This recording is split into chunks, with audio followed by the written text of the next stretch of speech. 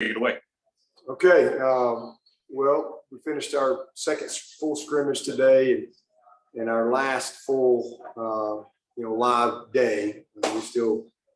We still got a lot of competitive work and still got some Clemson work, but the bulk of it is behind us from a live physical standpoint. And the best part about today is we came through it pretty healthy. Had a couple of guys get a little banged up, but nothing major. So excited about that. And it was a fun day. Mixed it up a lot as far as the personnel, and I got some open field stuff, but did overtime. Well, it was fun. You got overtime rules have changed this year, so went all the way into a third overtime, kind of working that. Did all the special teams. Had some good live work there, so again, overall, really good day. Had two really good 2-minute situations. Good on good there. So was pleased how both sides performed in that area, and but overall, just proud of the group. It's been 16 straight days that we've been going. We've gotten a lot done. These next couple of days for us is about really just kind of mentally and physically resetting and recharging, refueling a little bit, and then we'll come back in Sunday afternoon and pick back up. So guys have worked really, really hard. I'm proud of them. The other best part of today was Justin Ross. Man, I just can't tell you how awesome it was to see him out there today.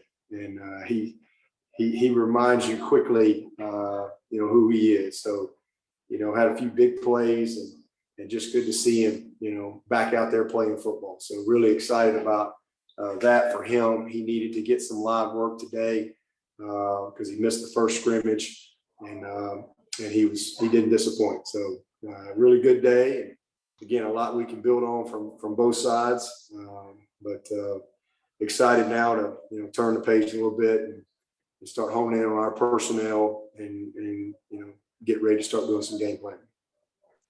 Hey, Coach, it's this is Gene and Charles. If Justin was out there today, obviously he was taking some hits. What was it like when he, took that first good hit? Did he pop right back up? Was there a smile on his face? How did he react to all that? Just popped right back up, and he took a couple good hits.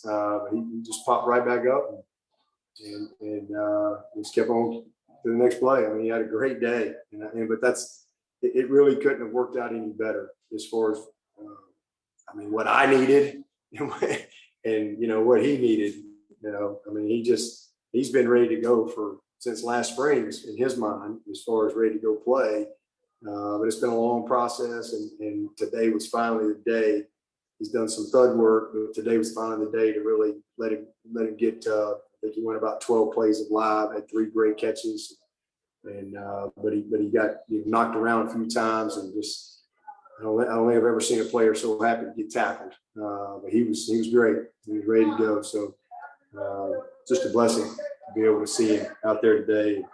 Everybody was excited for him. Hey, Coach. Trevor Gross from CUTigers.com. Y'all have been one of the nation's leaders in explosive plays on offense the last 3 years. Did you see any explosives today, or was the defense pretty stingy again like Saturday? Oh no, there were some explosives. Definitely. I thought there were several explosive plays.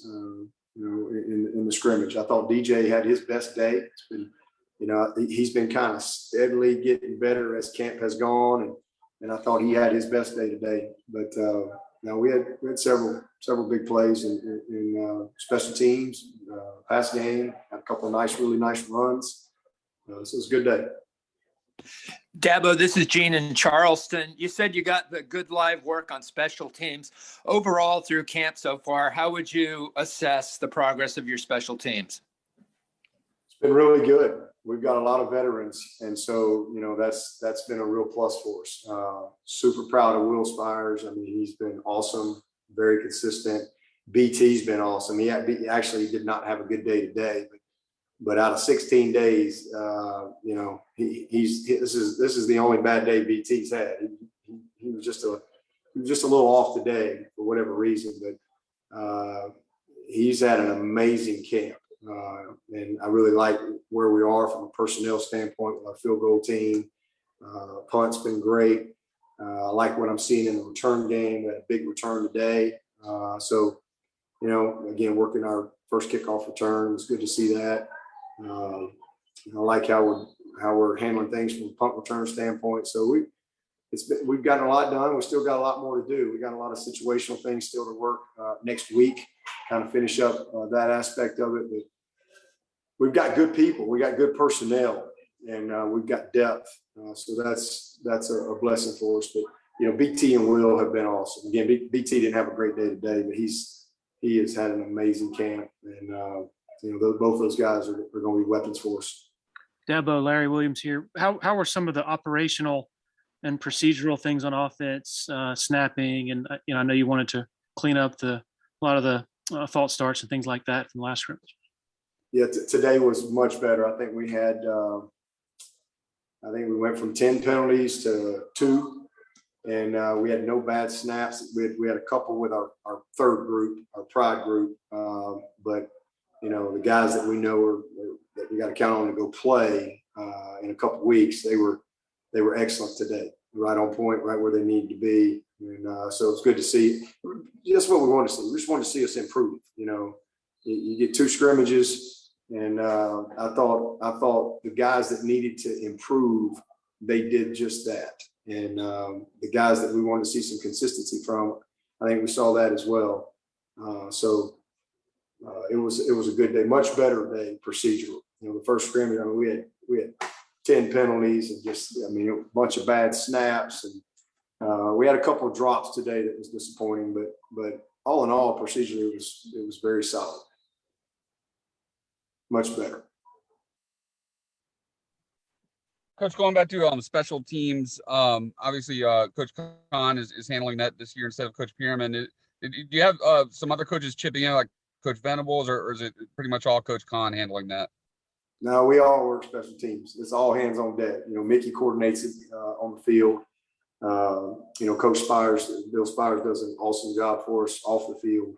But Mickey coordinates everything on the field, and then all of us are involved. Everybody, Coach V, Coach Elliott, we're all involved in special teams. And I think that sends the right message, to everybody on the team. Hey, Coach, Lawton Swan with Clemson Sports Talk. Are there a couple of players that maybe you felt like early on in camp were swimming, just trying to keep their head above water, but you really felt like flashed over the past couple of days with the 2 scrimmages and all? Well, I thought Dakari was good. I thought he'd gone downhill a little. I thought he hit that freshman wall, but it was good to see him bounce back the last couple of days. He's had a good couple of days, had a big play in the scrimmage today. So he's a young guy, but, I think we got several guys that fit that category, that early on, a lot going on, but, we've improved. Nobody in particular that I'm disappointed in or anything like that. I think all these guys have put the work in. We've got good self-awareness. We've got some that are further along than others, but I do think that everybody has made some improvement over the last 16 days. Hey, Dabo, Mike Griffith here. How are you, man? Good to see you again. Hey, man. Got a couple questions. One, fall practices, pushing these guys, getting them ready. How do you gauge when enough is enough? It seems like there's a real fine line between going too hard and not going hard enough. I guess that'd be my first question. How do you gauge that? Is it a gut thing? Experience. Has been doing it a long time. That's how I gauge it. It's instincts. And, I have a plan that I believe in. But sometimes it's a little more, sometimes you back off a little bit, but I think I don't know any other way to get ready to go play football without practicing tough.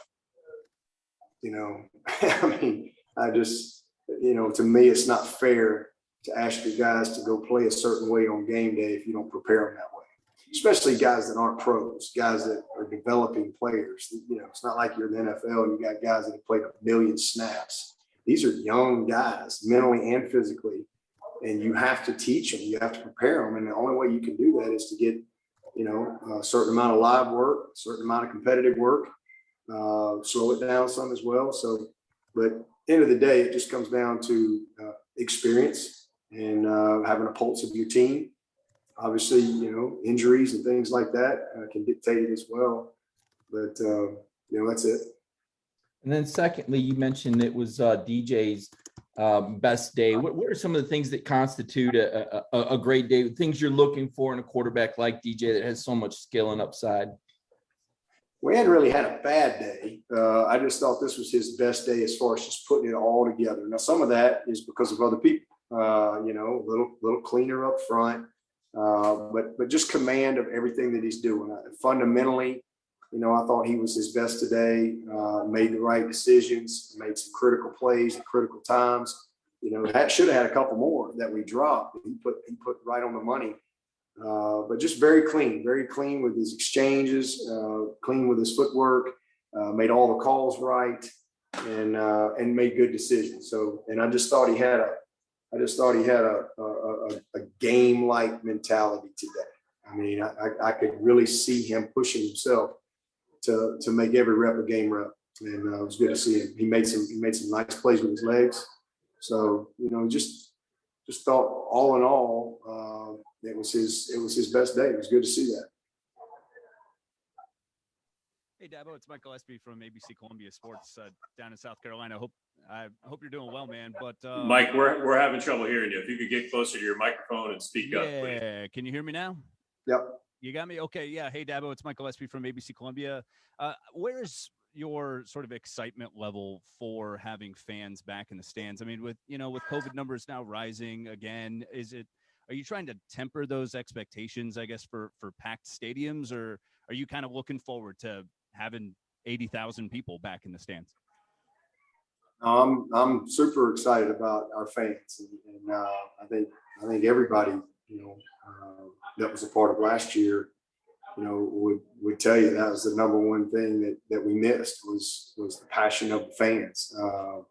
We got a lot of passion to play the game, but the passion of the fans is an awesome part of college football. So definitely looking forward to that. But is there a date, sort of timeline by which you would like to have a starting center to move forward, or is that something that could continue well into, I guess, game week?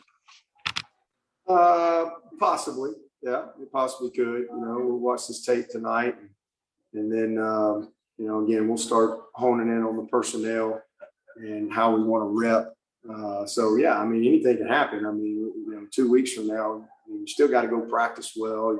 Nobody at this point is entitled to go be the starter. You still got to go earn it every day and continue to earn it every day and perform well. And, next week, I think we'll start honing in a little bit on our 2D and the threes that are kind of right there as well, and get ready to go play. Who has performed best there so far in your mind?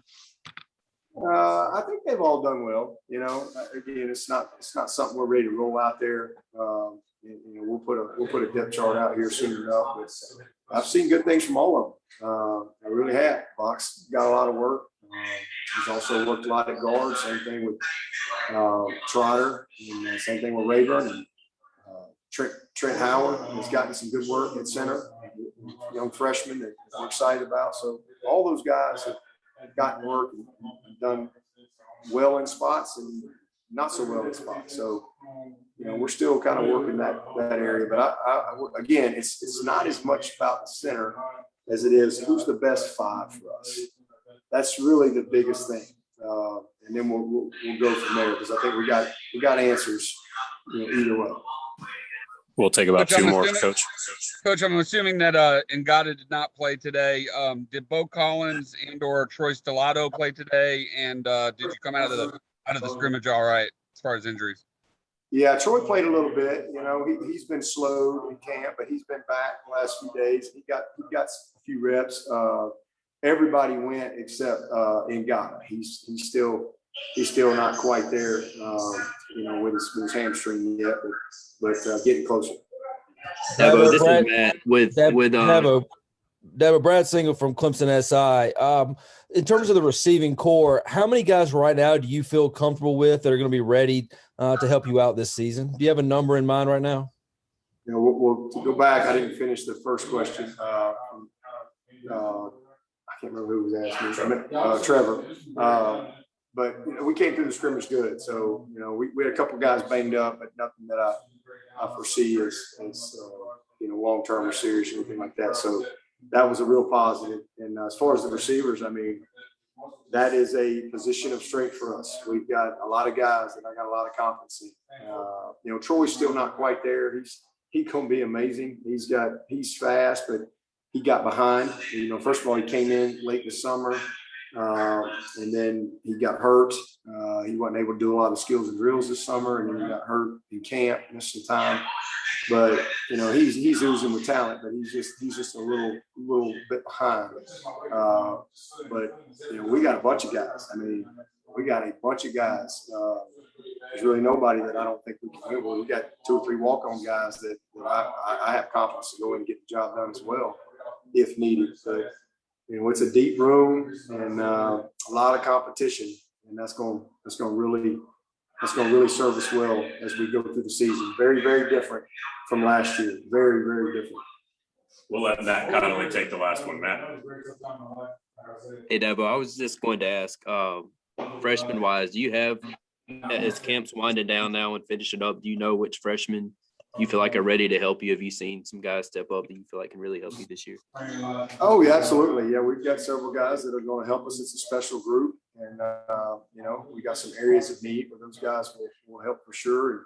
And, that's part of what we'll be doing, through the weekend and into Monday and Tuesday, really starting to evaluate as far as how we're going to, once you get into game prep, and we're in the 20-hour rule, we can only rep 2 groups. And so